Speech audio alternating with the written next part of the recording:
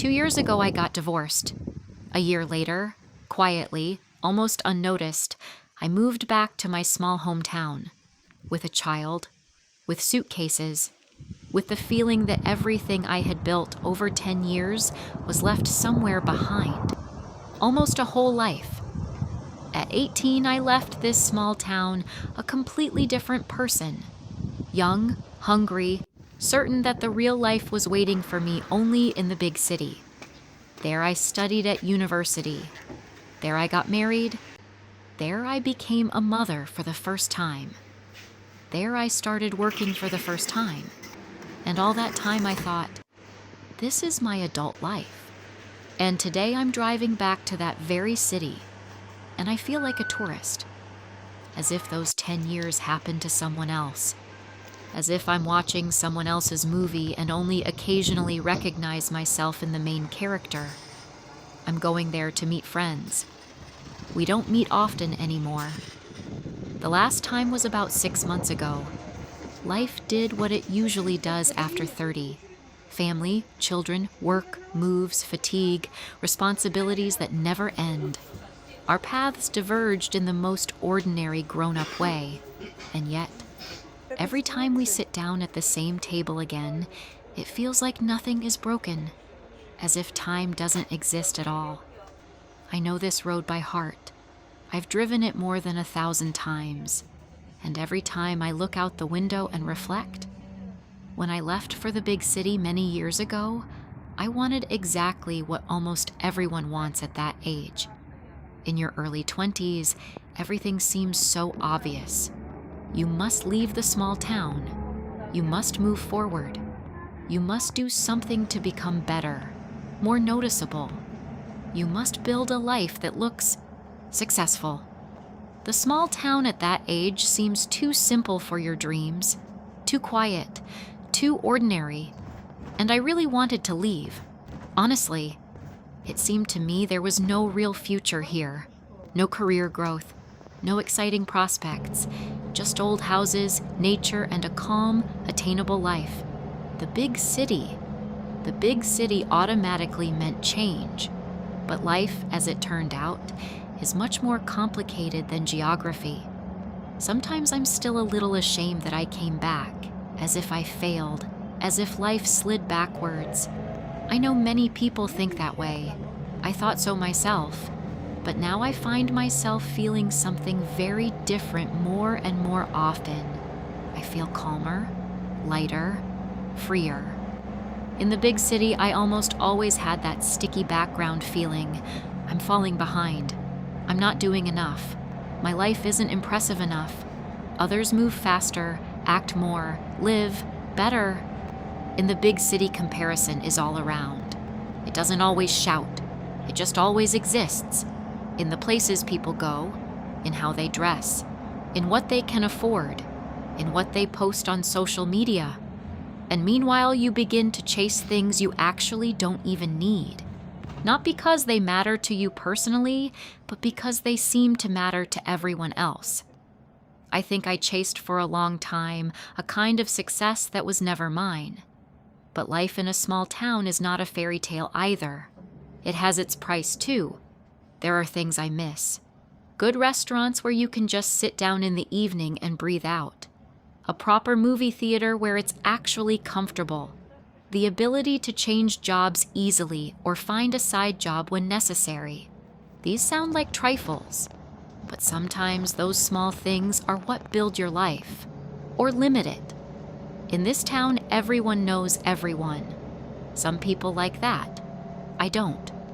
You're expected to always be available, to always be polite, to be ready for acquaintances and small talk, even when you have no strength for it inside. At work, I have to interact with about 150 people every day.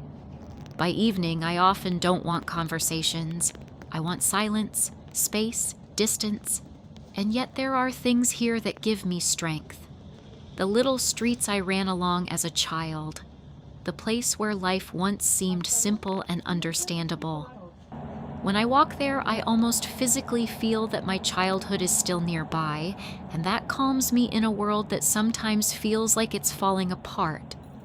I no longer romanticize the small town, and I don't romanticize the big city. Both ways of life are worth something. Both take, both give. The question is only what price you are willing to pay, and for what. That is why friendship becomes more important with age. Not because you see each other every week. Not because you care about every detail of your friend's life, but because some people remain yours, even when life completely changes your appearance. My friends and I went to the same school, but we really became close only in 8th grade when we were split by tracks. In Russia, after 7th grade, they often separate classes into humanities and physics math. We were definitely not scientific. We were creative girls. We liked thinking, feeling, inventing, creating. I still can't say exactly how we became so close. Perhaps the best friendships are often like that, without a loud beginning, without drama, quietly, naturally, and then for life. Because these are people who know my real story, not from stories, not from random news, from the inside. They know what I went through. They've seen different versions of me and always stayed by my side no matter what. And here I am. I know these streets. I remember almost every place. I remember the version of myself that lived here, and yet I no longer belong to this town the way I used to. That's probably one of the strangest parts of growing up. The place stays the same, but your relationship with it changes completely. The town that once was your future suddenly becomes your past. One of the reasons we're meeting today is that one of us has returned. About 5 years ago, she moved to an even bigger city pursuing her dream. And now she's back, but only for a short vacation. We're no longer girls who live on the same street, 5 minutes from each other, seeing each other every day after school. Now a meeting is an effort. Time, coordination, energy, planning. And maybe that's why it matters so much. When friendship withstands distance, tight schedules, moving, family, responsibilities, different cities, and almost 20 years, it's no longer just, we're friends. It's something very strong and deep. No matter how much time has passed, we sit down and immediately start talking as if we saw each other yesterday. About everything. What's happening now? What worries us? Jokes. Recalling past adventures, people from school, moments from adolescence that still make us laugh after all these years. Sometimes the conversations go very deep. Self-development, psychology, books, travel, ideas, strange thoughts. Not every friendship grows with you, but this one survived. And every time I see them, I leave more inspired. Sometimes we meet in a cafe. Sometimes we simply sit quietly at home. But one thing is always the same. We talk late into the night. Now we're driving home. It's already dark. The town is glowing. I look out the window again and think how strangely life is arranged. We can live in one place for 10 years, build its foundations and fill it with events, and then return and realize that it is no longer our town. And at the same time, have people who remember us as we really are, both before and after. Sometimes it seems to me that returning to a small town is not a step back, but a way to come back to yourself. And yes, sometimes I still want that big life. But when I sit with friends who have known me for more than 20 years, I understand the main thing. It doesn't matter so much which city you live in. What matters is whether you have people with whom you can be yourself, even if you see them only once every 6 months.